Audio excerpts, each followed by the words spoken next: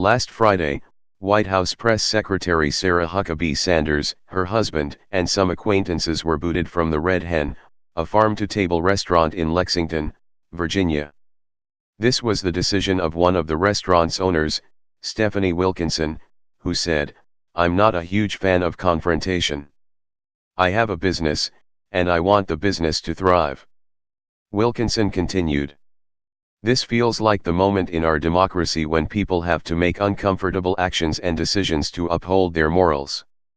Like any true product of the run-and-tell Twitter administration, Sanders took her response to social media. "Last night I was told by the owner of Red Hen in Lexington, VA, to leave because I work for at POTUS, and I politely left. Her actions say far more about her than about me.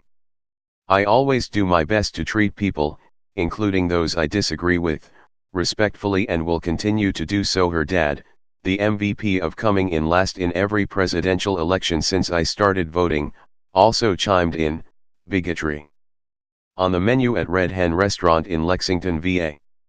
Or you can ask for the hate plate.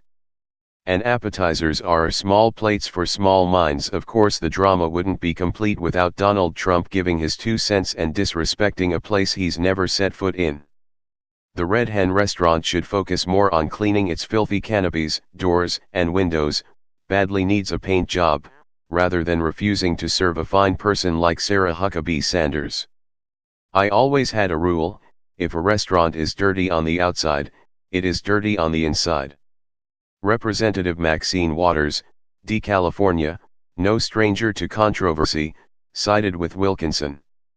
For these members of his cabinet who remain and try to defend Trump, Waters said, "They're not going to be able to go to a restaurant, they're not going to be able to stop at a gas station, they're not going to be able to shop at a department store. The people are going to turn on them," Waters continued. "They're going to protest, they're going to absolutely harass them." https://twitter.com/realsavageras/status/101981944056664064. The whole exchange about whether Sanders should have been kicked out of the Red Hen or not tore Twitter apart, except but not really.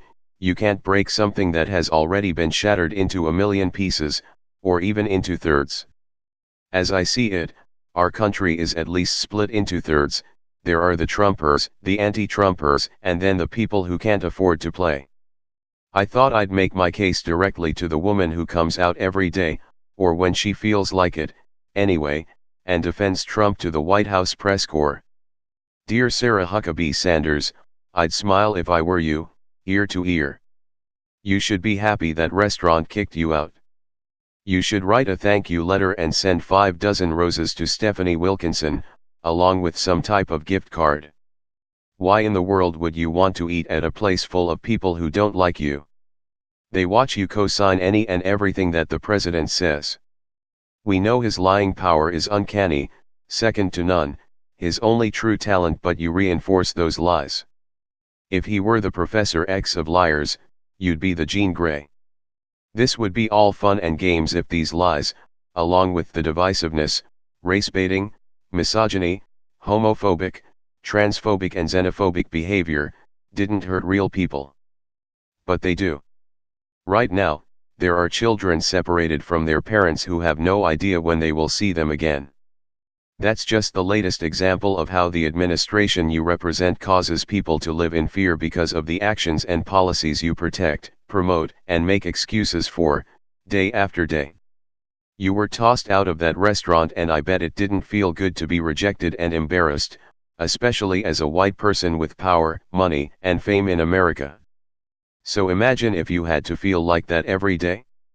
If anything and everything you needed, wanted, or requested came back as a no. Or what if you'd been snatched away from your parents for an undetermined amount of time because Maxine Waters wanted to make America great again? Would that be cool? Because that's how the Trump administration is making many Americans feel.